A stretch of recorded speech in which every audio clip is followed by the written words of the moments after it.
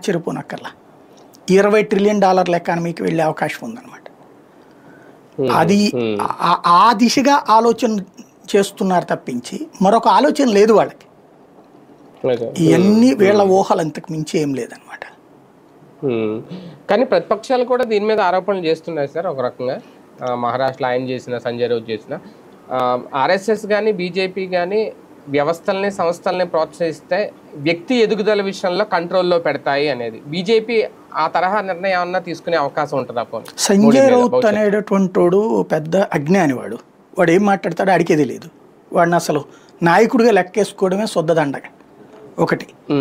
రెండవది వచ్చేటప్పటికి వ్యవస్థీకృత నిర్మాణమే ఉండాలి తప్పించి వ్యక్తి పూజ ఉండకూడదు అన్నది బీజేపీ సిద్ధాంతం. వ్యక్తి పూజ ఉండకూడదు అన్నది. ఇప్పుడు బీజేపీ వ్యక్తిని పూజించట్లేదు అక్కడ.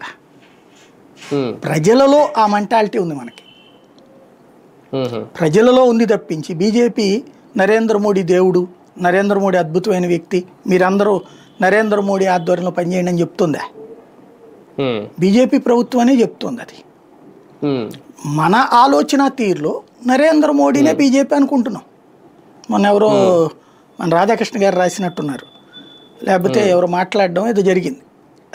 ఏది ఆయన పేరు రాజ్దీప్ సర్దేశాయ్ మాట్లాడాడు, బీజేపీ కంటే కూడా నరేంద్ర మోడీకి ఆదరణ ఎక్కువ ఉందని. వాజ్పేయి అప్పుడు కూడా అదే అంటే అదే అన్నాడు అనమాట. వాజ్పేయి కూడా నిర్మోహమాటంగా చెప్పాడు అనమాట. ఇవన్నీ మీరు రాసుకోవడానికి బాగుంటుంది, బీజేపీ లేని నేనుండను, నేను లేని బీజేపీ లేదు.